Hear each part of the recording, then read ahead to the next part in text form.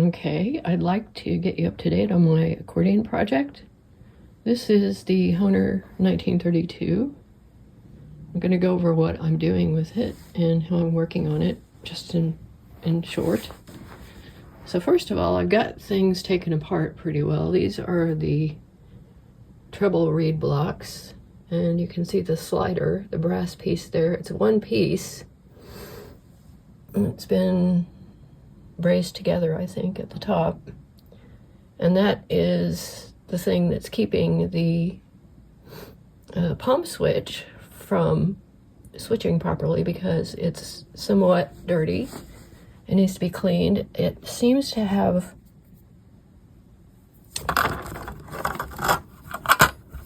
graphite on the back of it, which presumably is to lubricate it. I'm trying to be kind of careful with this, but you can see I've seen this same substance on other things, so it could be dirt, but I think it's graphite. If anybody knows if that would be the case for a brass slide to switch to the other voice that the treble side has. Right here I've got a little cribbage board that I'm using. I'm going to show you. It's the perfect thing. Let's see.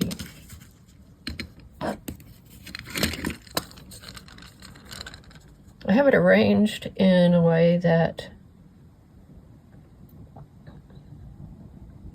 the treble, the pins from the treble are in the top, pins from the bass are in the bottom. There's grill pins that are over on the right hand side. But if I was working on multiple accordions or needed more spots, this is perfect for it. This was really inexpensive, and it's just a tiny little cribbage board, a mini cribbage board. So those are the reeds. The reed blocks are losing wax. I think you can see that it's old. Those leathers seem to be a composite. I think that they may be a leather base with something on them, but they almost look like they have webbing in them. So I don't know what they are, or if this has ever been worked on before. It might be, but the surface, I think it could be tidied up a little bit, because I think over time it's dried. So I might be able to give this a light sand and make it have a little bit better sound. But it could be that this is made with that texture on it so that it sits well on the felt and makes a good seal. So I really don't know if I want to mess with that, unless when I get everything else done, it doesn't play properly. But the things that I need to take care of are cleaning all of this up, re-waxing, really reconditioning the whole thing. Here is an example of a fix that is very temporary. On this one, this reed block here, you can see that is candle wax. I did that because I just wanted to get that reed to connect. That's not a good thing, but I knew I was going to recondition or refurbish the whole thing. So it's got some issues. It's dirty. All of the reed blocks need to be disassembled, and you can kind of see how poorly the valves, I mean the leathers, are on these. They're all curled up, particularly on one side. So I'm assuming that they're curled up because that switch, they may be the side that palm switch engages in it, or the other side could be that it never got any action because that palm switch was not moving. So I don't know for sure what the story is there, but there's the treble side, and here is the keyboard section, the treble section. This is what it looks like. It's one of those fancy grilled Hohner 30s style I think it's from 1932 based on what is inside it. I can kind of show you here. Here is the base section with the reeds still in place, and the valves all need work. Again, there's 3 blocks here. I'm not exactly sure what this arrangement is, but it has these 3 reed blocks. So the chords. But anyway, there's some handwriting here. It looks like as it was being put together, I put some notes on here so that I can tell where things go back. So I've added my own little pencil notes. But you can see there's a lot of dirt. There's a lot of dust along here.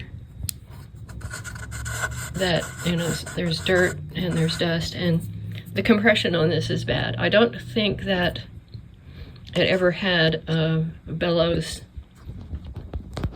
gasket on it, so that is something I might add. I don't see many clues to how it's, I mean, it looks like just a straightforward construction, so it should be easy enough to get to. The base itself looks like this. There's some staining on here that is not rust. I don't know what that is. This needs a good clean. That you can see that there's a little bit of gold glittery thing going on here. So really the case is just kind of yellowed, and it may have been ivory, but I think it's more yellow than it should be over time. So it may have been, it could be just age. Anyway, the base buttons operate properly. There are some issues with some of, like I said, some of the reeds. So I won't know really until I get finished with the reeds, which will be a long process, how that goes. And it looks like really the base strap is in fairly decent condition. I think that I can recondition the leather on this. So it really does not look too bad. In fact, all of the straps are fairly decent. They're old. They could use replacing, but that's way down the road. So I'll go ahead and show you the bellows. And I'm going to move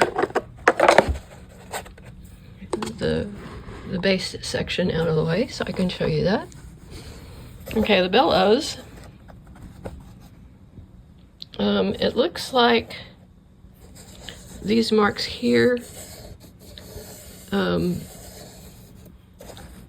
look like a factory mark. Maybe they were trying to get the fit, or something was just put on there. So I think that they were trying to get the fit properly on that. That may be what that's about. But there's, again, it's dirty and dusty, and it looks like the cellulose is kind of ripply right along here. So I've put my little marks on here, the front and the back, or just labeled the front. Yeah, and the back. So I think that the bellows are in fairly decent condition, except that there's dirt and dust on them, as there is, you can see at that angle. But it really doesn't look too bad. Again, when I actually get to the bellows section, I may see about putting a bellows gasket here, because it really gets, you know, if the compression doesn't improve when I redo the valve situation. So I'm going to move this out of the way. And take off the grill. The grill is kind of, It's kind of delicate because it looks to be entirely celluloid. It could have something underneath, but I think it is because it's just, and you can see there's marks here. And this looks to me like marks from where the pallets are striking it, because if you see, I push down on it a little bit, there's a little give there, and it's actually slightly bowed in, which you can see from that angle. You can kind of tell it swoops kind of this way. So trying to figure out how to get this to be flat again, that could be a big challenge, because I don't know if I try to, it could be that the fabric over time has shrunk and it looks like it could use replacing. My concern is that if I remove this, will it pull this apart? And I can't really tell from the back of it whether there are breaks in it. But I think that if I did it very delicately and slowly, I might be able to remove that. It does look like, and it does look like there might be some cracks here and there. And it looks like a tiny piece of it might be missing there. But otherwise, it's in really fairly good condition, I think. And which brings me to the next piece, and I'm going to set this aside. The keys, and that's where they have been adjusted. When I first got it, they were all over the place. They were very unlevel, and I did my best to level them, but what was happening was when I put the grill on, the pallets were striking the grill. So there has to be a happy medium between the angle that they are when the key is pressed, that isn't too far out this way. So I'm going to have to figure out how to do that. I may be replacing the material that's on some of the pallets, but I think that if I can get away with it, I will not replace much, because until I get to that stage, there's really not much of a point to it until I get finished with the rest of it. Once the reeds are good and once I can see what the compression is, then that will tell me whether the rest of it needs more work. So I'm going to go ahead and turn this around. And what I was working on was the assembly that connects to this switch. My last video, you can see that switch right there that connects to that wood block. That is the switch for the pallet switch. That's the thing that actually engages with the slider, which goes right in here. And that is now working. Okay, let's see. I'm doing this thing again. So it's an on-off. Now what I need to do is I need to finish getting the rest of the tiny little screws in here, because I've repaired that and I've put all the rest of the screws except for these top four. And those screws are a pain and are a pain to get in. So I have a little tip that my sweetie actually gave me when dealing with things like that. So he said, why don't you get a piece of card, and it doesn't matter what kind, and you can make a little hole in it and cut that so that you can get, when you're working on it, you can put that around, you can put the screw, which has a little washer, and I kept losing the washers. They kept falling off. So what I can do with this is set the screw and the washer in here so that it's held by something. And when I get the washer and the screw on here, I can kind of set this up so that it holds it while I'm screwing it in.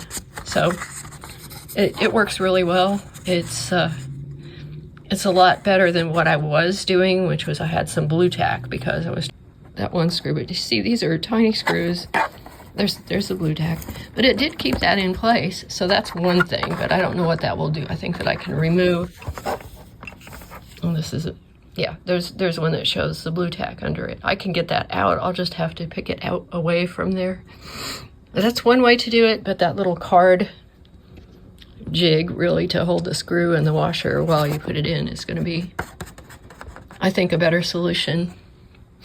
And I can see here on the edge that it's got the Hohner logo. It also has, oh, and almost, you know, it says Germany. And then on, where is the number? Okay, here's where I am now. What I need to do next is to start working, once I get the screws back in here, start working on the reeds. And I think that since I've already got the treble reeds blocks out, I'll start on those. That's going to be interesting. I don't know, I have some leather material, and I'm going to go ahead and use that on these, although I have read that perhaps the laminated material might be actually better. If it's already on here, it's kind of an indicator. That will be my next project, starting to work on that.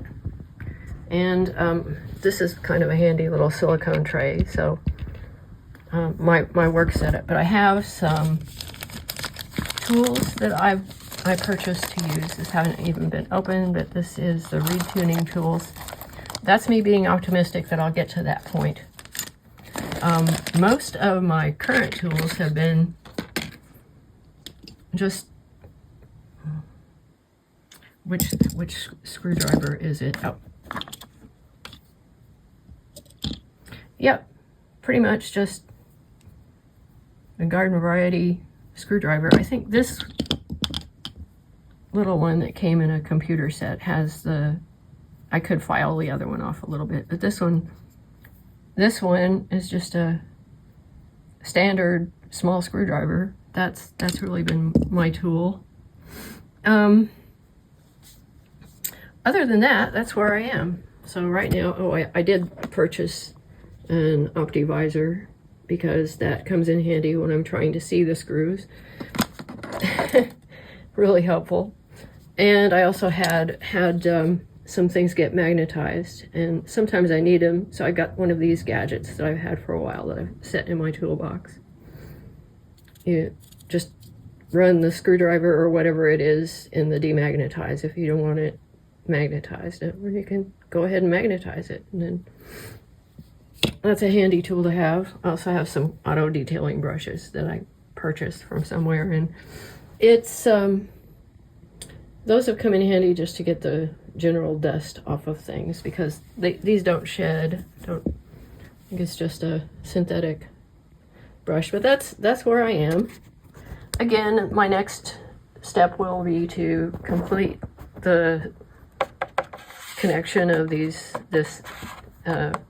cover to the mechanism that runs runs the sliders, that runs the register for the treble, and then starting work on that box of reeds.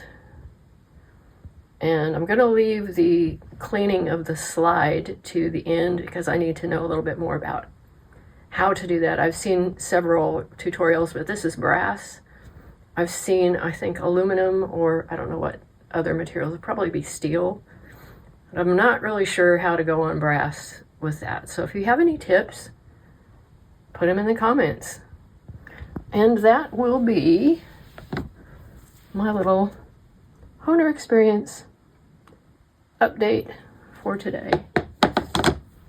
And I'll talk to you in a week and let you know what's going on.